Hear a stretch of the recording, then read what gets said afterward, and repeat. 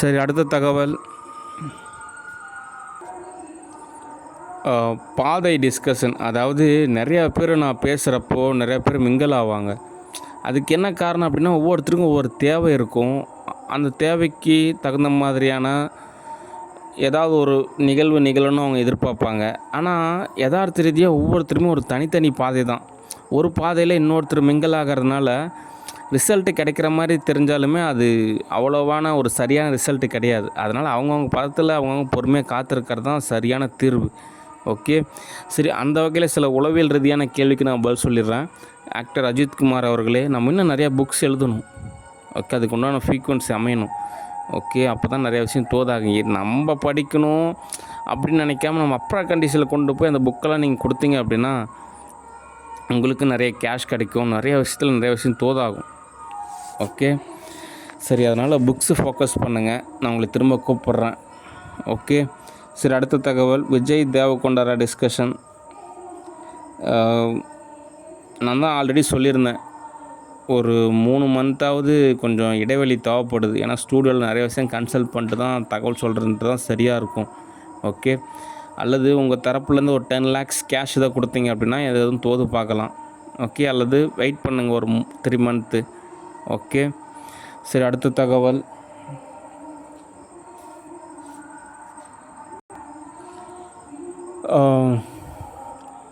என்னுடைய ஸ்டூடியோவில் இருக்கக்கூடிய ஒரு சில டைரக்டர்ஸ் டிஸ்கஷன். நான் யார் நல்லவங்க யார் கெட்டவங்க அப்படின்றலாம் ஒரு கொஸ்டினாக தான் இருக்குது. ஆனால் இருந்தாலும் டைரக்டர்ஸ்னால் ஓரளவு பரவாயில்ல அப்படின்ற ஒரு கான்செப்ட் இருக்கிறனால உங்கள்கிட்ட நான் சில விஷயங்கள் ஷேர் பண்ணலான்னு இருக்கேன். ஓகே, சில கொஸ்டின் ஆன்சர்ஸ் தான். கவர்மெண்ட்டை பொறுத்த வரைக்கும் ஆல்ரெடி தெரிஞ்ச கதை தான்.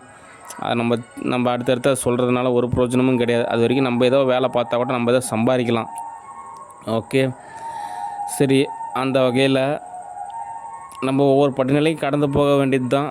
ஓகே, அடுத்து ஜேஎம் குரூப் கம்பெனிஸை பொறுத்த வரைக்கும் எவ்ரிதிங் இஸ் ஃபைன். இப்போ எல்லாத்தையும் ஒருநிலைப்படுத்தணும், ஒரு லிஸ்ட் எடுக்கணும், அவ்வளோதான் வேலை. அதுக்கப்புறம் ரஷ்யாவில் அந்த எண்டர் ஒரு அமௌண்ட் கிடைக்கிறப்போ ஒவ்வொரு கம்பெனிக்கும் கொடுத்து அதுக்கப்புறம் டாக்குமெண்ட்ஸில் சைன் பண்ணிட்டு அதுக்கப்புறம் ஒவ்வொரு வருடத்தோட டர்ன் ஓவர்லேயும் லாபம் பார்த்தா போதும். மற்றபடி எல்லாமே நிகழக்கூடிய ஒரு நிகழ்வு தான். ஓகே, அடுத்து ஸ்டூடியோவை பொறுத்த வரைக்கும் நிறையா வார்மப் தேவைப்படுது.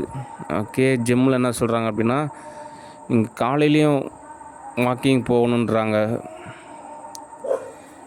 மாலையும் வாக்கிங் போகணும், நிறையா வார்மப் இருக்குது, கடுமையாக உழைக்கணும் அப்படின்றாங்க. அவங்க சொல்கிறதும் ஒரு வகையில் சரி தான். இந்த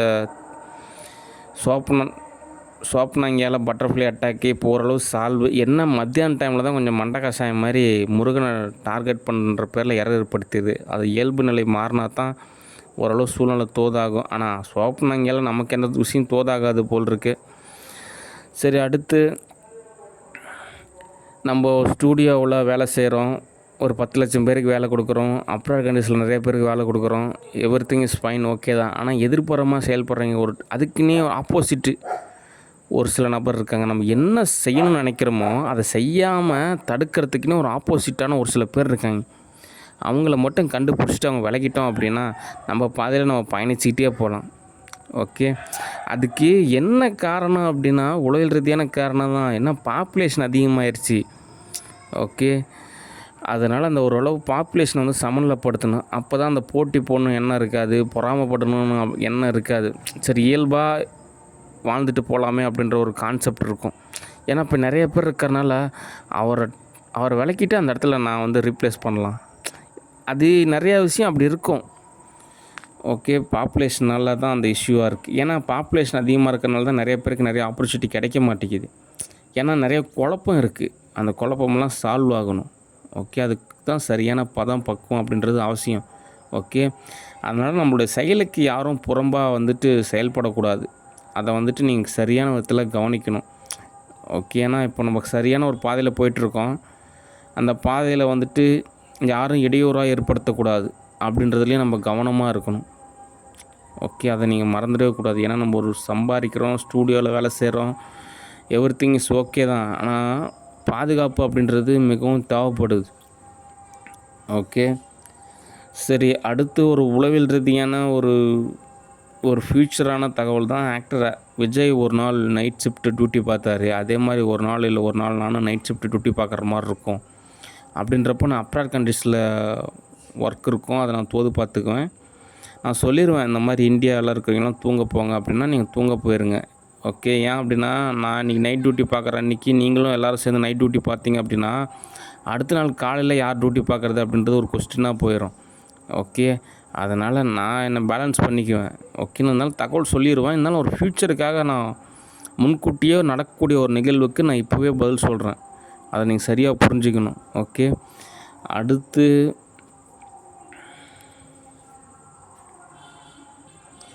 ஒரு உளவியல் ரீதியான ஒரு கேள்வி தான், தமிழ்நாடு பாலிடிக்ஸ் பற்றி என்ன நினைக்கிறீங்க அப்படின்னு ஒரு கொஸ்டின். இது சரியான தீர்வு என்ன அப்படின்னா,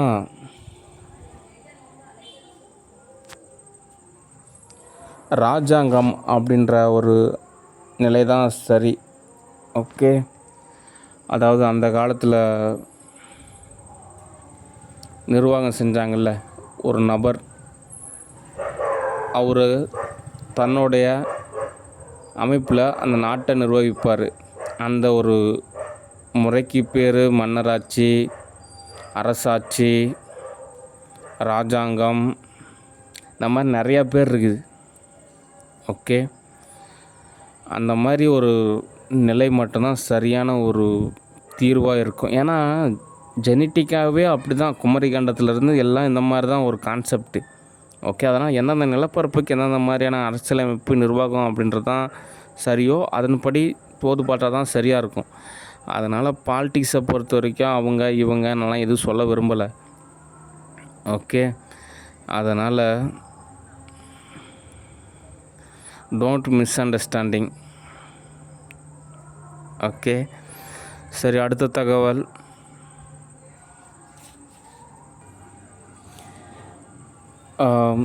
அடுத்து எவ்ரிதிங் இஸ் ஃபைன். எல்லாமே வேலை என்ன தகவல் என்ன அப்படின்றது எல்லாமே சொல்லிட்டேன்.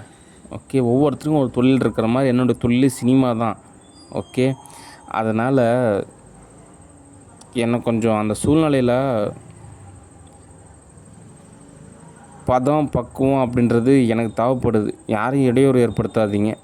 ஓகே, அடுத்து ஸ்டூடியோ பொறுத்த வரைக்கும் டைரக்டர்ஸுக்கெலாம் நான் என்ன தகவல் சொல்கிறேன் அப்படின்னா, இதெல்லாம் பத்தாது, இன்னும் நிறையா மூவிஸ் நீங்கள் படப்பிடிப்பு எடுக்கணும், நிறையா சம்பாதிக்கணுன்னா நிறையா நாட்டுக்கு போகணும், உங்கள் தேவையெல்லாம் இன்னும் நிறையா இருக்குது. அதுக்கு நீங்கள் இன்னும் கடுமையாக உழைச்சி தான் ஆகணும். அது நீங்கள் கஷ்டம் நினைக்கிறீங்க, அது ஒரு ஜாலியான ஒரு விஷயமா, ஒரு விளையாட்டா, அல்லது ஒரு பக்தியாக உங்களுக்கு புரிகிற மாதிரி ஒரு பக்தியாக ஒரு பண்பான ஒரு நிகழ்வாக கூட நீங்கள் நினச்சிக்கலாம். ஓகே, ஏன் அப்படின்னா ஒரு மூவி எடுக்கணும் அப்படின்னா நிறைய பேர் சொல்கிறாங்க இந்த மாதிரி 30 நாளில் மூவி எடுத்தங்க, 60 நாளில் எடுத்துங்க, எல்லாம் ஒரு டீமாக, எல்லாம் ஓகே தான். ஆனால் நிறையா விஷயம் வந்துட்டு சரியான விதத்தில் கோக்கணும்.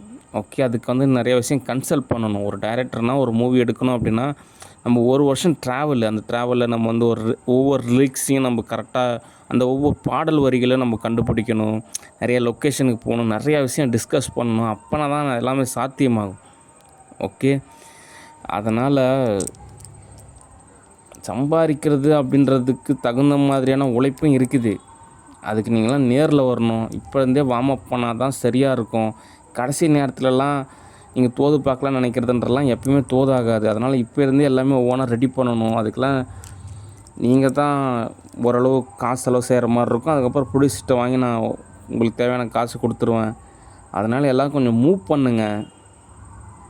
ஓகே, இன்னும் கொஞ்சம் வேகமாக மூவ் பண்ணுங்கள். அப்போ தான் நிறைய விஷயம் தோதாகும். ஓகே.